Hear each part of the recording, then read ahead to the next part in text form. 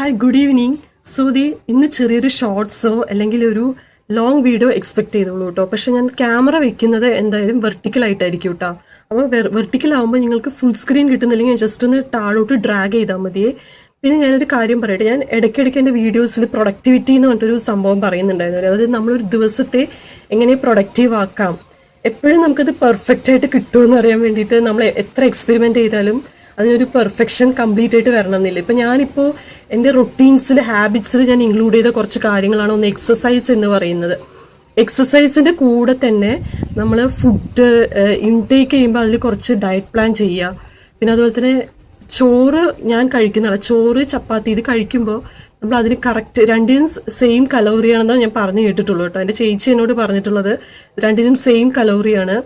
അപ്പോൾ അതുകൊണ്ട് ചോറാണെങ്കിലും നമ്മളിപ്പോൾ എത്ര എക്സസൈസ് എടുത്ത് ഇതാക്കിയാലും ഒരുപാട് കട്ടാക്കാതിരിക്കുക. കാരണം നമ്മൾ അത്രയും ടയേർഡ് ആവുകയാണെങ്കിൽ അതിനനുസരിച്ച് ഇൻടേക്ക് പോകണം. ചോറാണെങ്കിലും ചപ്പാത്തി ആണെങ്കിലും ഗോതമ്പ് ഐറ്റംസ് അല്ലെങ്കിൽ ഫ്രൂട്ട്സ് ആയിട്ടും വെജിറ്റബിൾസ് ആയിട്ടൊക്കെ പോകണം എന്നാണ് കേട്ടോ പറഞ്ഞത്.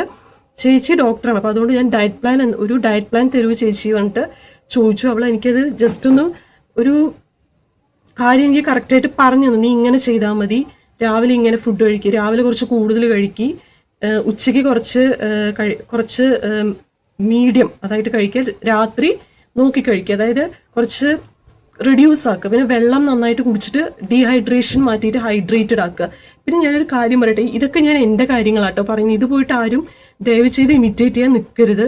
കാരണം ഇനി ഇത് ഇമിറ്റേറ്റ് ചെയ്തിട്ട് എന്തെങ്കിലും ഹെൽത്തിന് വല്ല ആഫ്റ്റർ എഫക്റ്റുകൾ വന്നിട്ട് പിന്നെ എന്നെ പറയരുത് കേട്ടോ. കാരണം ഞാൻ എൻ്റെ ഒരു ഡയറ്റ് പ്ലാനാണ് കൃത്യമായിട്ട് പറയുന്നത്. ഇപ്പോൾ ഞാൻ ആക്ച്വലി വെയിറ്റ് ചെക്ക് ചെയ്തിട്ടില്ല. എൻ്റെ ലാസ്റ്റ് നിന്നത് 68 ആണ്. അപ്പോൾ 68 അത് എനിക്ക് 60 ആക്കാനുള്ളൊരു 8 കിലോ കുറച്ചിട്ട് 60 ആക്കാനുള്ളൊരു ടാർഗറ്റിലാട്ടോ ഞാൻ.